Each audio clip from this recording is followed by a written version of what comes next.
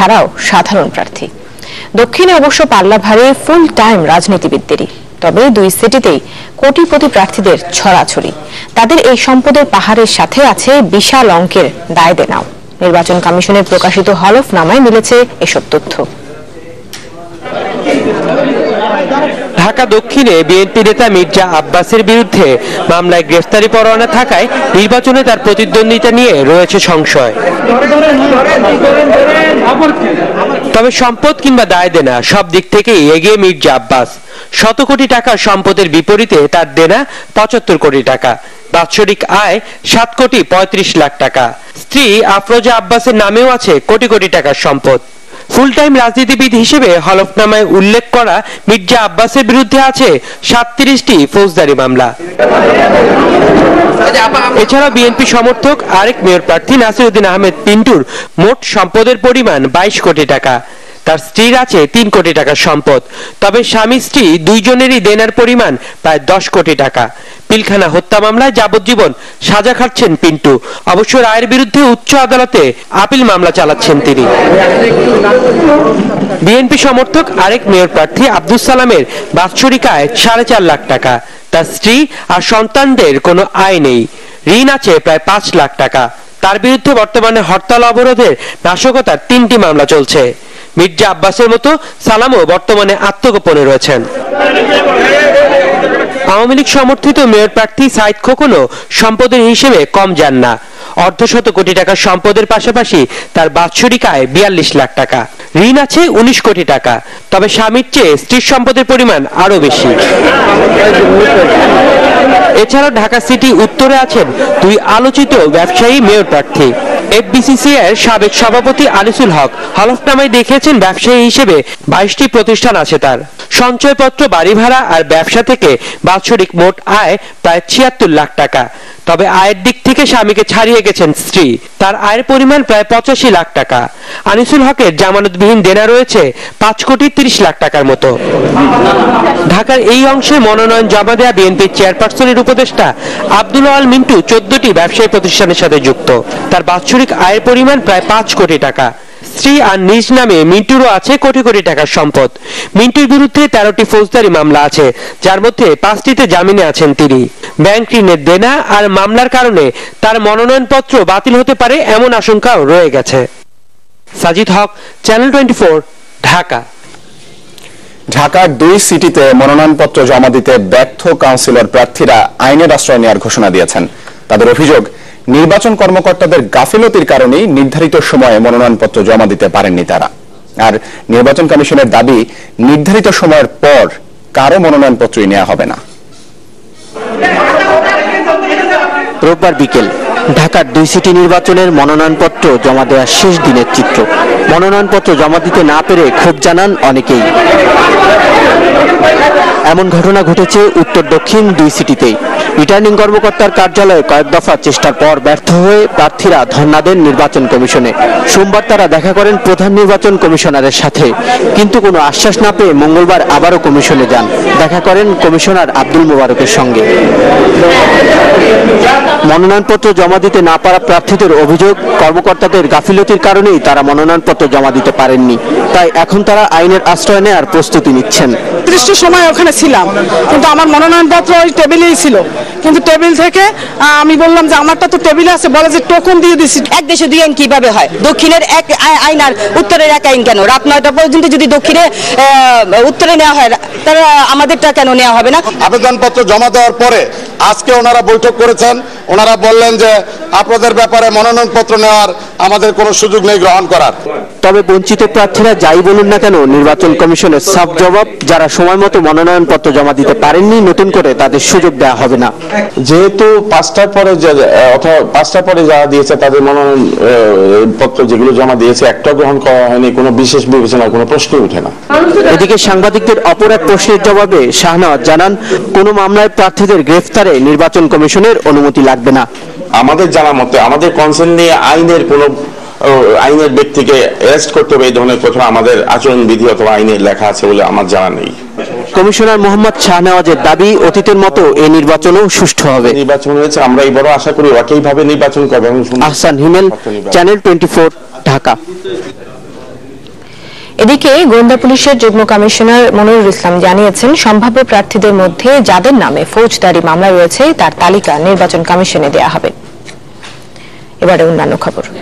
রাজধানী মোহাম্মদপুরে ইকবাল রোডে বিআরটিএর উপপরিচালক শীতাংশু শেখর বিশ্বাসের স্ত্রী খুনের ঘটনায় এখনো কেউ গ্রেফতার হয়নি।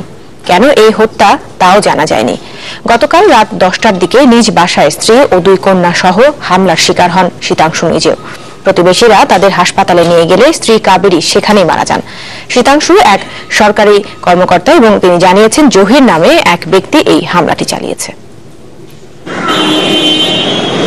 রাজধানীর মোহাম্মদপুরের ইকবাল রোডের এই ভবনের দোতলায় পরিবার নিয়ে থাকেন বিআরটিএ কর্মকর্তা শীতাংশু শেখর বিশ্বাস। সোমবার রাতে তার জন্মদিনের শুভেচ্ছা জানাতে ফুল ও কেক নিয়ে আসেন জহির নামের এক ব্যক্তি, যিনি একটি বেসরকারি আর্থিক প্রতিষ্ঠানে চাকরি করেন। কিন্তু তার আনা কেক খেয়ে অচেতন হয়ে পড়েন শীতাংশু। এ সময় স্ত্রী কাবেরী তাকে উদ্ধার করতে এলে হাতুড়ি দিয়ে তার উপরও হামলা চালায় জহির। আক্রমণের শিকার হন তাদের 2 মেয়েও, এমনকি আগুনও দেওয়া হয় ঘরে। পরে প্রতিবেশীরা এসে আগুন নিভিয়ে তাদের সবাইকে হাসপাতালে নেন, সেখানেই মারা যান কাবেরী।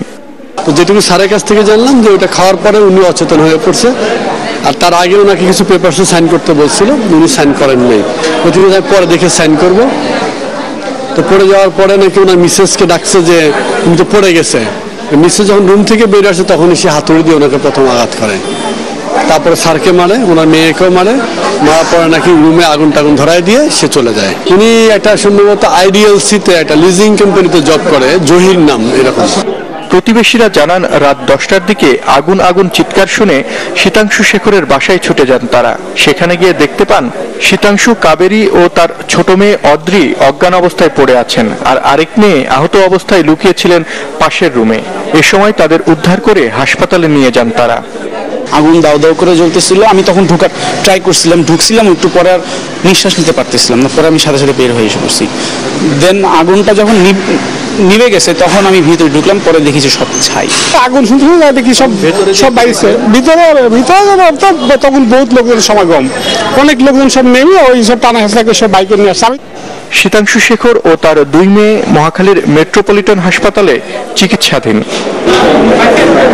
হত্যাকাণ্ডের কারণ সম্পর্কে এখন পর্যন্ত কিছুই জানাতে পারেনি পুলিশ। তবে এই ঘটনায় মোহাম্মদপুর থানায় একটি মামলা হয়েছে। হাসনাত রাব্বি, চ্যানেল 24, ঢাকা। ব্লগে লিখতেন কিনা তা নিশ্চিত না হলেও নিজের ফেসবুকে সাম্প্রদায়িকতা আর বিভিন্ন সময় হওয়া ব্লগারদের হত্যাকাণ্ডের সমালোচনা করতেন ওয়াশিকুর। সোমবার সকালে রাজধানীর বেগুনবাড়িতে ধারালো অস্ত্র দিয়ে কুপিয়ে হত্যা করা হয় তাকে। এই ঘটনায় তার ভগ্নিপতি বাদী হয়ে 4 জনকে আসামি করে তেজগাঁও শিল্পাঞ্চল থানায় একটি মামলা দায়ের করেছেন। আর মঙ্গলবার আটক 2 আসামিকে আদালতে হাজির করে 10 দিনের রিমান্ড চায় পুলিশ। আদালত তার 8 দিনের রিমান্ড মঞ্জুর করেন। বিসমিল্লাহ মঞ্জিল, 4/3 এ দক্ষিণ বেগুনবাড়ি। গত 2 বছর ধরে এই বাড়িতে বাবাকে নিয়ে দুঃসম্পর্কের এক আত্মীয়ের সাথে সাবলেট থাকতেন ওয়াশিকুর রহমান বাবু।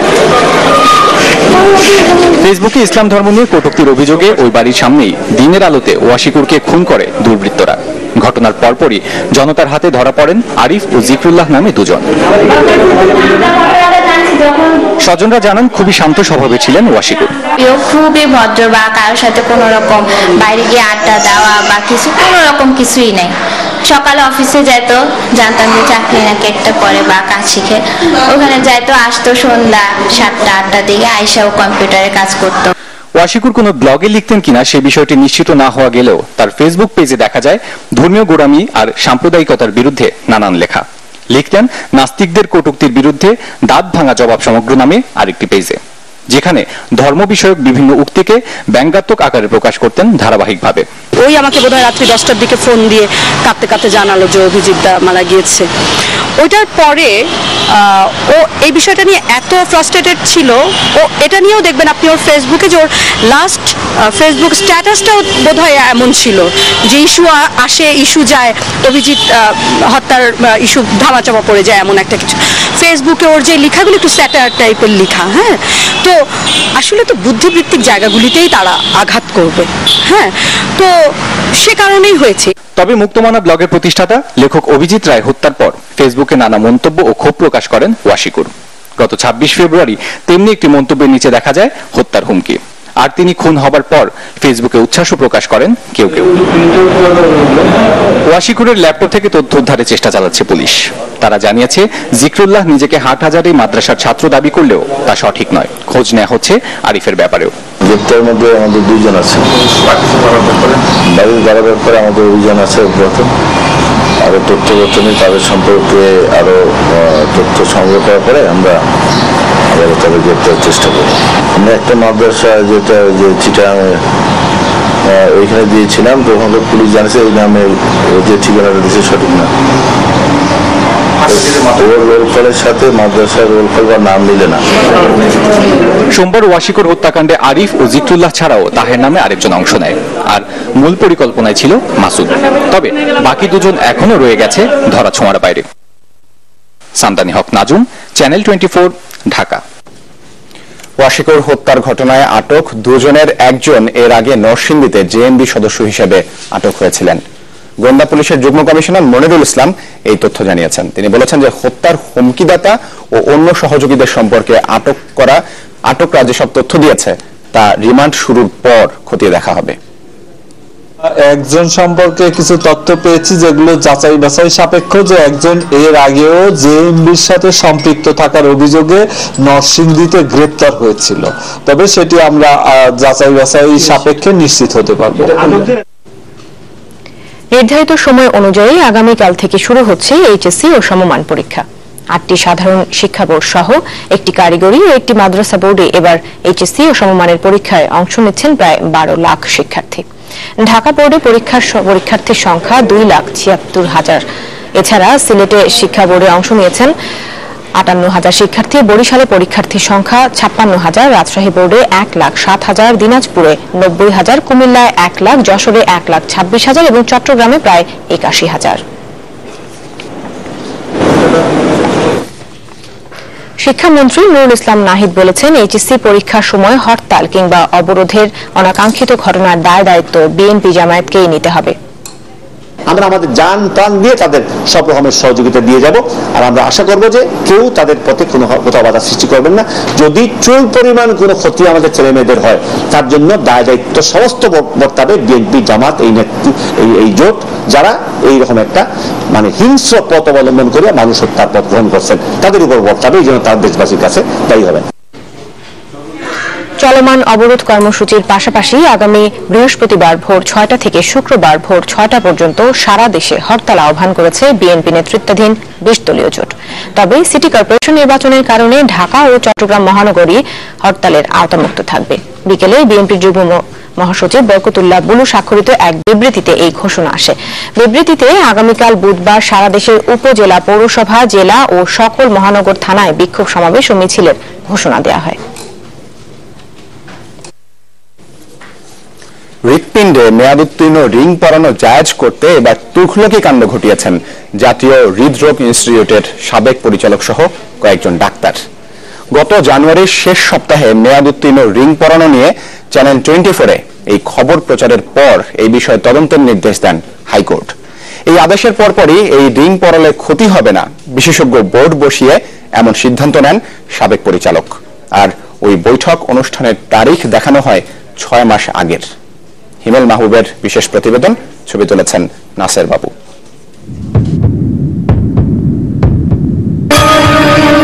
জাতীয় হৃদরোগ ইনস্টিটিউটে মেয়াদ উত্তীর্ণ রিং পরিয়ে চিকিৎসার প্রতিবেদন চ্যানেল 24-এ প্রচার হয় 28 জানুয়ারি। এর পরদিনে স্বপ্রণোদিত হয়ে রুল জারি করেন হাইকোর্ট। এসব কর্মকাণ্ড বন্ধ করে তদন্তের নির্দেশ দেওয়া হয়।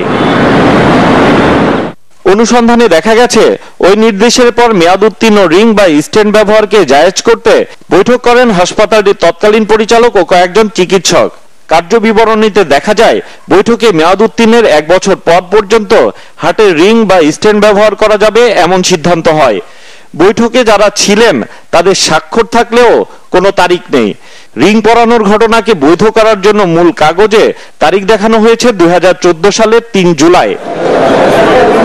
নিয়ম অনুযায়ী এসব বৈঠকে উপস্থিত থাকার কথা হাসপাতালের ক্যাথল্যাব ইনচার্জের।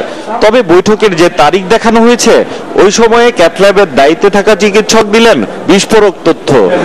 3/7/2014 সালে আমার জানা মতে কোন রকম রেজুলেশন হয়নি, যেহেতু আমার সিগনেচার নাই। আর যেহেতু আমি ওই সময় ক্যাটল্যাব ইনচার্জ ছিলাম, তো ওর জন্য রেজুলেশন থাকতে হলে আমার সিগনেচার থাকতো। ওর জন্য এ ব্যাপারে আমি কিছু অভিহিত নয় এবং আমি কিছু বলতে পারবো না। এমনকি বৈঠকে ইউনিট প্রধানদের থাকার কথা থাকলেও অন্তত 5 জন ইউনিট প্রধান এ সম্পর্কে কিছুই জানেন না।